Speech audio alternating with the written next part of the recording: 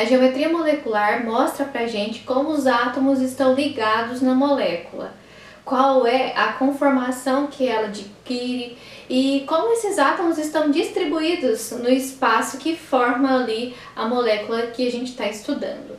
Esse conceito é muito importante porque a partir da geometria molecular a gente consegue entender a polaridade da molécula, conseguimos entender também as interações moleculares e a partir disso a gente consegue dados de características físicas da molécula, como seu ponto de fusão, ponto de ebulição e até mesmo a sua solubilidade em outras substâncias.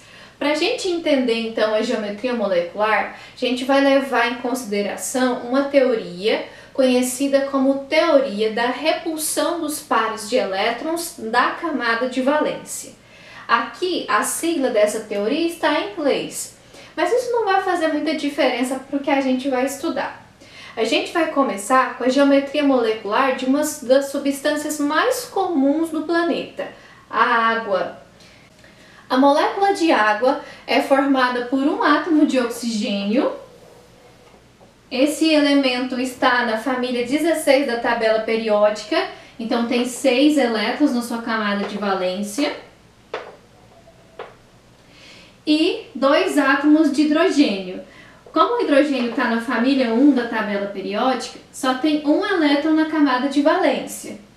Para o oxigênio adquirir a estabilidade da regra do octeto, ele vai compartilhar um elétron com esse átomo de hidrogênio e depois vai compartilhar outro elétron com outro átomo de hidrogênio.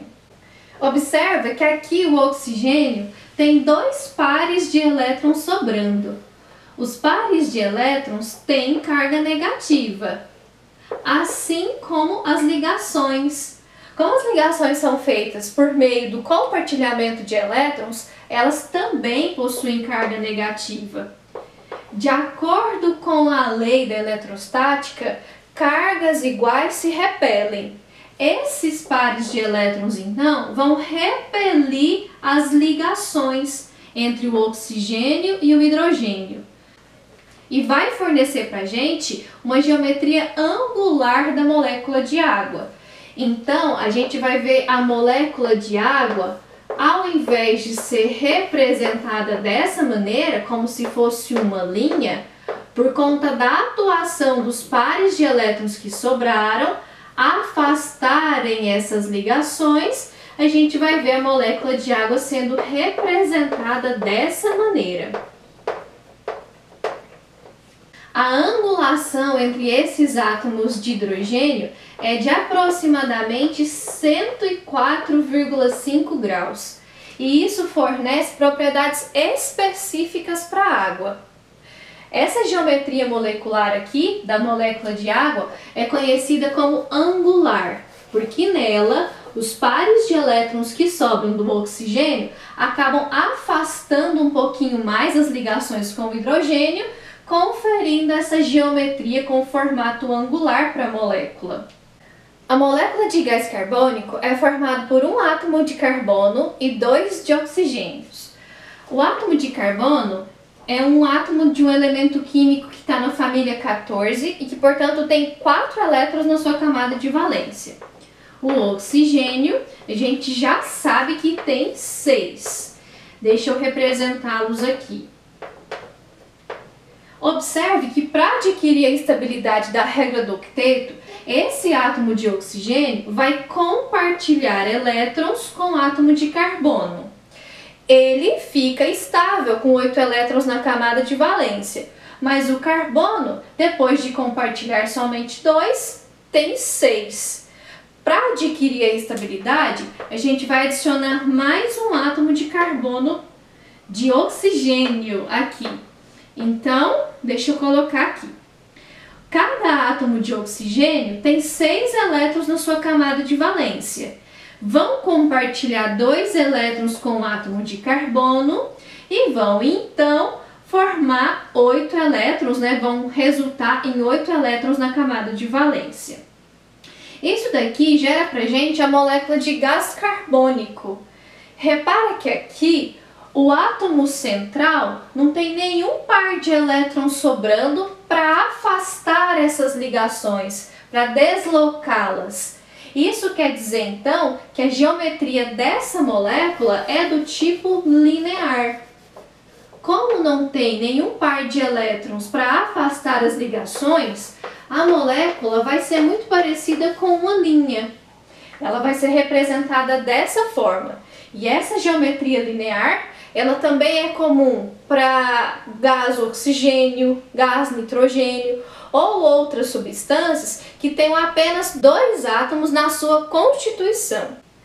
Nesse exemplo, a gente vai trabalhar com a molécula de trióxido de enxofre. O enxofre é um elemento da tabela periódica que está presente lá na família 16 e que, portanto, tem 6 elétrons na sua camada de valência. 1, 2, 3, 4, 5, 6. O oxigênio também é um elemento químico da família 16, que possui 6 elétrons na sua camada de valência. Irá ocorrer um compartilhamento de elétrons entre os átomos de enxofre e oxigênio. Aqui a gente tem a formação das ligações covalentes comuns. Para adicionar os outros 2 átomos de enxofre, a gente vai compartilhar uma ligação de modo que seja formada uma ligação covalente dativa. Então, o outro átomo de oxigênio aqui, que vai ser inserido, que tem 6 elétrons na camada de valência, vai compartilhar, por meio de uma ligação covalente dativa, os elétrons do enxofre. O mesmo vai acontecer para esse átomo de oxigênio aqui. Vai haver o compartilhamento de elétrons e o enxofre vai fornecer esses elétrons, esse par de elétrons para o oxigênio, por meio de uma ligação covalente dativa. Repara que aqui o átomo central não tem nenhum par de elétrons sobrando, mas os átomos que estão aqui nas laterais, eles têm par de elétrons sobrando. Se esses pares de elétrons têm cargas negativas e se as cargas negativas se repelem, é certo que esses elétrons vão ficar o mais afastado possível. Então, a gente vai ter a formação aqui de uma molécula com geometria trigonal plana, porque esse átomo de oxigênio, por ter 2 pares de elétrons sobrando, vai se afastar o máximo que ele puder desse átomo de oxigênio do lado de cá, porque ele também tem 2 pares de elétrons sobrando. Assim como o átomo de oxigênio aqui, que está aqui em cima. Ele vai afastar o máximo que ele puder desses átomos de oxigênio com um par de elétrons sobrando. Aqui, né, a gente tem uma ligação dativa, colocando aqui, e do lado de cá, né, uma ligação dupla. Tá vendo que os pares de elétrons ficam o mais afastados possíveis uns dos outros? Isso mostra pra gente que temos uma geometria conhecida como trigonal plana ou trigonal planar. Até agora eu mostrei para vocês exemplos de geometria molecular bidimensionais, ou seja, que podem ser representados no quadro, numa folha de papel. A partir de agora a gente vai ver alguns exemplos de geometria molecular tridimensionais.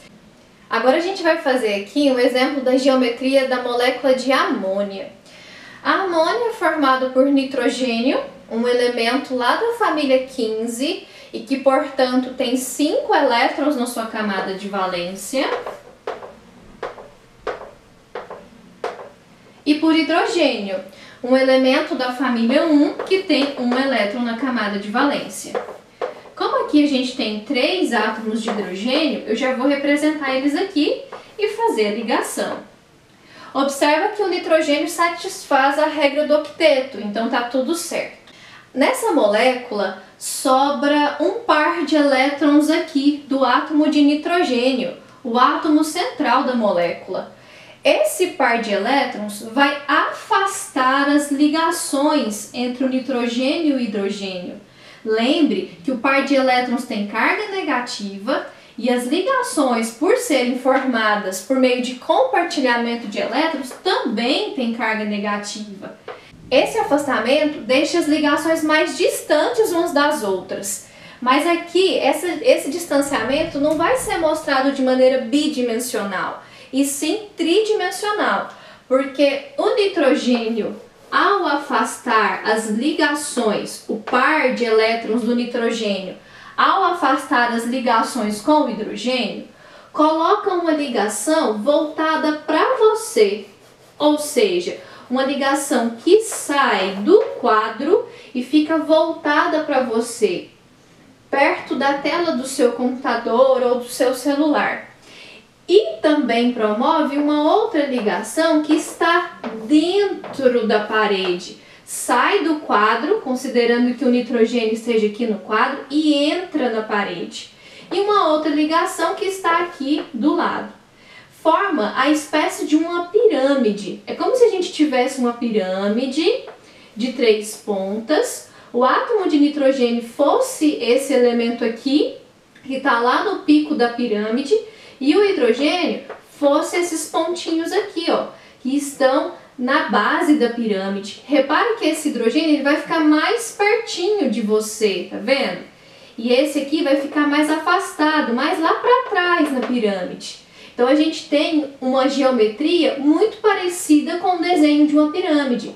Por isso que a geometria da molécula de amônia é conhecida como geometria piramidal.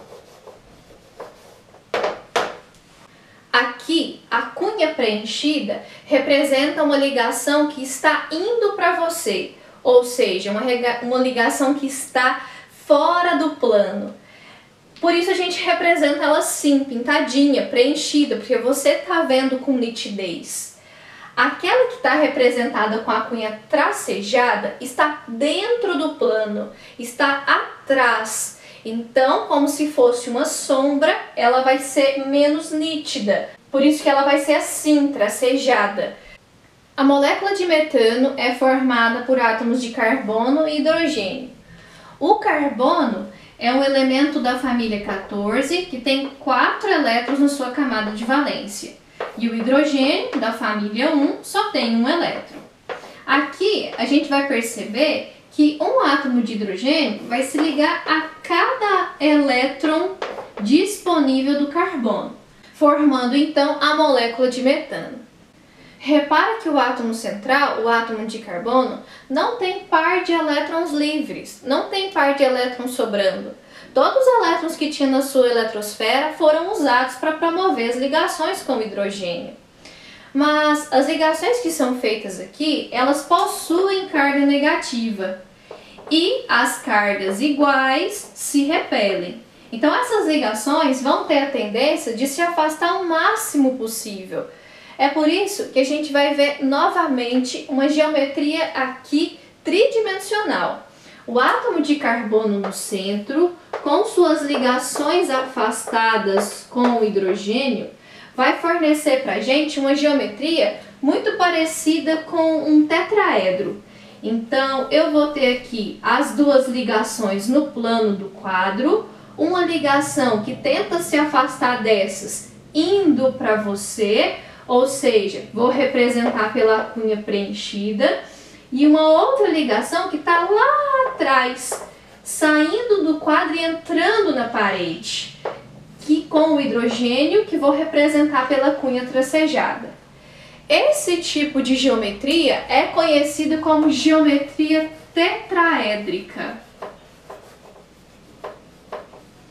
E ela é muito comum quando os átomos de carbono fazem ligações simples. Existem outros tipos de geometria molecular mais complexos, mas que não são tão abordados assim nas questões de vestibular e de Enem. Existem, por exemplo, a geometria octaédrica e a bipirâmide trigonal.